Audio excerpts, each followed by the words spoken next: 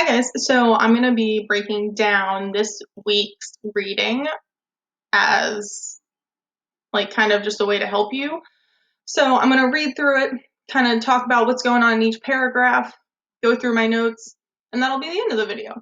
So we are reading The Omnivore's Dilemma, The Consumer, A Republic of Fat by Michael Pollan. And it starts out, according to the Surgeon General, obesity today is officially an epidemic. It is arguably the most pressing public health problem we face, costing the healthcare system an estimated $90 billion a year. 3 of every 5 Americans are overweight. 1 of every 5 is obese. A recent study in the Journal of the American Medical Association predicts that a child born in 2000 has a 1 in 3 chance of developing diabetes.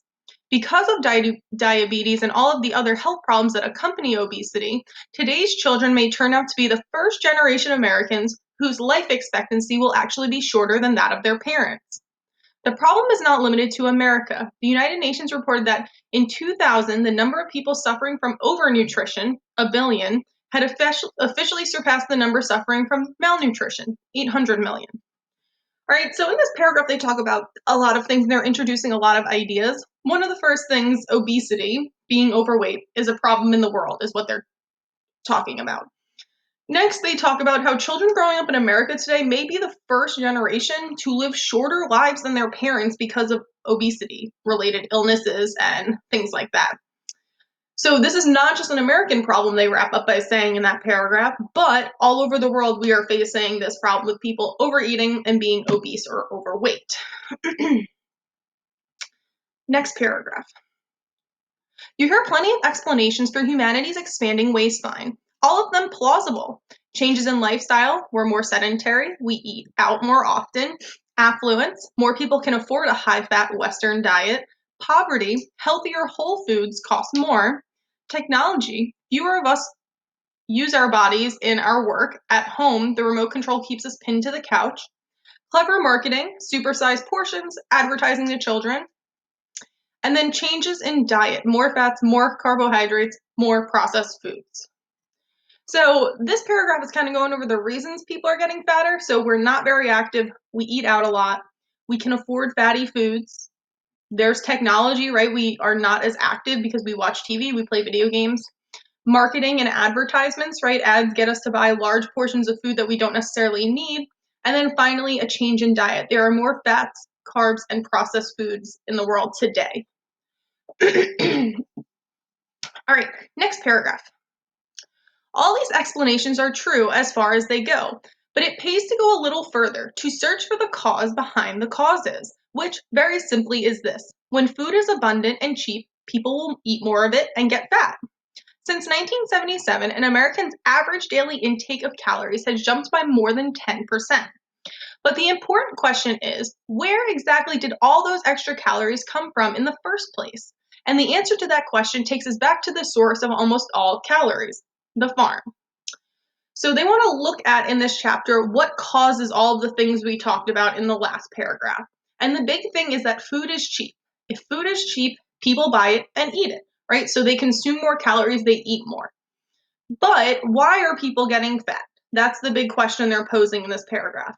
And they say the answer goes all the way back to farms. Okay, so like farms where they grow crops. Paragraph 4. Most researchers trace Americans' rising obesity rates to the 1970s. This was, of course, the same decade that America embraced a cheap food farm policy and began dismantling 40 years of programs designed to prevent overproduction. One Secretary of Agriculture sought to drive up agricultural yields in order to drive down the price of the industrial food chain's raw materials, particularly corn and soybeans. It worked. The price of food is no longer a political issue. Since the Nixon administration, farmers in the United States have managed to produce 500 additional calories per person every day. Each of us is, heroically, managing to put away 200 of those surplus calories at the end of their trip up the food chain. So, this paragraph discusses rising obesity rates can be tracked back to the 1970s when they began to take apart programs that tried to stop overproduction. And as a reminder, overproduction is when they're producing too much, right? We can't consume everything they are producing. With more food being produced, there is more to buy. With no food shortages, people just keep eating more, right? We don't have to ration our food and save it because we're going to run out. There's an endless supply of food, or at least it appears to be that way. We're on paragraph 5 now. One might think that people would stop eating and drinking these gargantuan portions as soon as they felt full, but it turns out hunger doesn't work that way. Human appetite, it turns out, is surprisingly elastic, which makes excellent evolutionary sense. It behooved our hunter-gatherer ancestors to feast. Ooh, I lost my place. It behooved, right here, I'm highlighting it so you can see where I am. It behooved our hunter-gatherer ancestors to feast whether the opportunity to feast presented itself, allowing them to build up reserves of fat against future famine. Obesity researchers call this trait the thrifty gene, and while the gene represents a useful adaptation in an environment of food scarcity and unpredictability, it's a disaster in an environment of food abundance. When the opportunity to feed presents itself 24/7, our bodies are storing reserves of fat against a famine that never comes. Okay, and so they talk about how, like, most people you would assume would stop eating when they feel full, but that doesn't always happen, right? I know, like, sometimes when I'm eating, I just eat till I'm, like, almost sick to my stomach that I can't move. And there's no reason for us to really do that, right? So they point out that human appetite is elastic, which means that it can fluctuate or go up and down. So, like, you can store more calories, but also live off fewer, and, like, your hunger can fluctuate in that way. This was helpful, like, back in the day when we were hunter gatherers, right? So we didn't have all these farms to do everything for us, right? Because, like, if you had a big amount of food available, the hunters would eat all of it up, right? The hunters and gatherer people would eat all of it up because they don't know when their next meal is going to be. So our body would store all that fat back then to help prevent us from starving if we didn't have food for another 2 weeks. So the reason that, like, we have a problem now is we still have that gene, right? We have this gene that fluctuates and will let us gorge on food because it wants us to save all these excess calories in case we starve to death.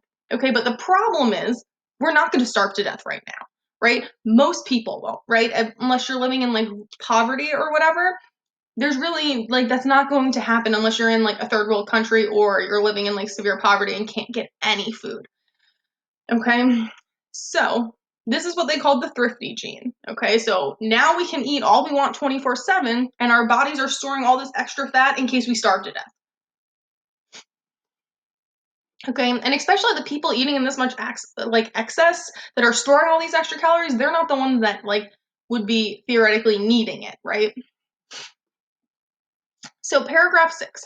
Natural selection predisposed us to the taste of sugar and fat, its texture as well as its taste, because sugars and fats offer the most energy, which is what a calorie is per bite. Yet in nature, in whole foods, we seldom encounter these nutrients in the concentrations we now find them in processed foods. You won't find a fruit with anywhere near the amount of fructose in a soda, or a piece of animal flesh with quite as much fat as a chicken nugget. So we as humans we naturally like sugar and fats, okay? But the problem is the amount of sugar and fats that we're consuming in man-made foods or, like, like, planted and harvested foods is nothing what you would find in nature, right? So they're saying there's way more sugar in soda than you would find in a fruit in the wild. All right, we're almost through. We only have 3 paragraphs left. So paragraph 7.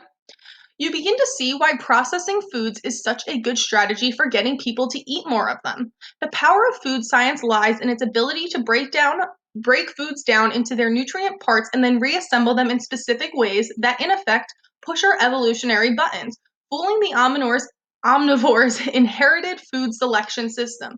Add fat or sugar to anything and it's going to taste better on the tongue of an animal that natural selection has wired to seek out energy dense foods.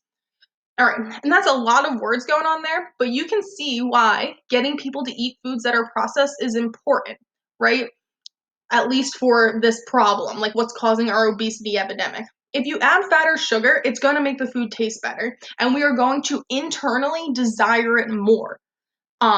Like, not just like the singular food, but more food in general. You're going to want more and more.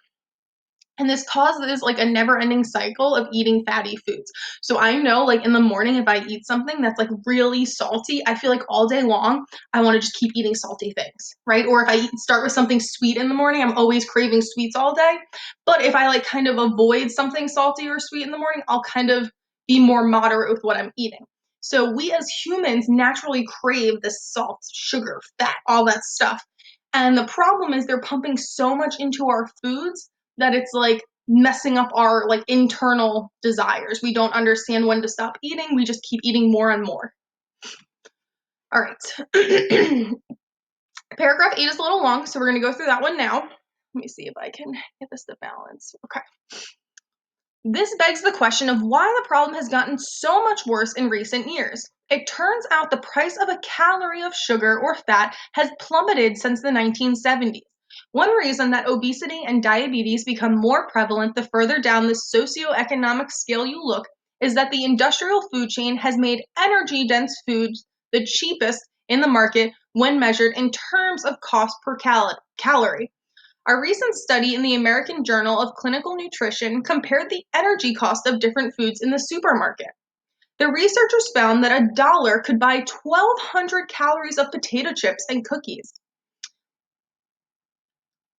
But spent on a whole food like carrots, the same dollar buys only 250 calories. On the beverage aisle, you can buy 875 calories of soda for $1 or 170 calories of fruit juice from concentrate. It makes good economic sense that people with limited money to spend on food would spend it on the cheapest calories they can find, especially when the cheapest calories, fats, and sugars are precisely the ones offering the biggest neurobiological rewards. Okay, so what they point out in paragraph 8 is the problem has gotten so much worse recently because the price of sugar and fats has gone down since the 1970s. Those that make less money are more likely to be obese because the food chain has made energy dense foods or foods that are high in calories the cheapest ones on the market. So the big problem is fatty foods are the cheapest. It makes economic sense, right? If I have $1, do I want a carrot or a bag of potato chips? Right? I probably want the potato chips, right? I don't want to gnaw on one carrot. I'd probably still be hungry. Not enough calories to fill me up. But if I eat a whole bag of potato chips, that's 1,200 calories, and it at least will make me feel full for a little while. All right, so they go on to talk about that researchers found what we were just talking about, that you can buy 1,200 calories worth of potato chips with $1 and only 250 calories worth of carrots. So people are more likely to spend their money on the cookies or the potato chips because they get more calories for less money, right? Especially if you're like, you don't have a lot of money as a student. I know like that I would buy food that's not as good for me because I can get more of it. Like I'm not going to spend money on these apples if they cost $5 for 5 apples, when for $5 I can get something else, right? Like 2 pizzas, like the oven pizzas, not from Domino's or anything, but you know what I mean. All right, paragraph 9. Very simply, we subsidize high fructose corn syrup in the country, but not carrots. While the Surgeon General is raising alarms over the epidemic of obesity, the president is signing farm bills designed to keep the river of cheap corn flowing, guaranteeing that the cheapest calories in the supermarket will continue to be the unhealthiest. So, they're wrapping up their final paragraph by telling us the government supports sugary foods and not carrots, which causes problems, right? If the government is saying, yes, let's pump all these people full of bad food, it's going to be hard to avoid that, right? It's like we see it in marketing. If our government isn't trying to get us to eat healthier, like what are we going to do? So the Surgeon General is telling us that obesity is a problem, but the government officials are passing law that lets farms keep overproducing foods. Okay, so you see that this causes like some kind of big issue here because if farms keep overproducing, we're going to keep eating, and it's like a never ending cycle of us eating and being obese. Okay, and I say we like collectively just because they're saying it's a problem in America, not necessarily anyone specific. Okay, and that's the breakdown of the reading this week. So if you have any questions, you can always shoot me an email or ask for a Google Meet, but that's the video.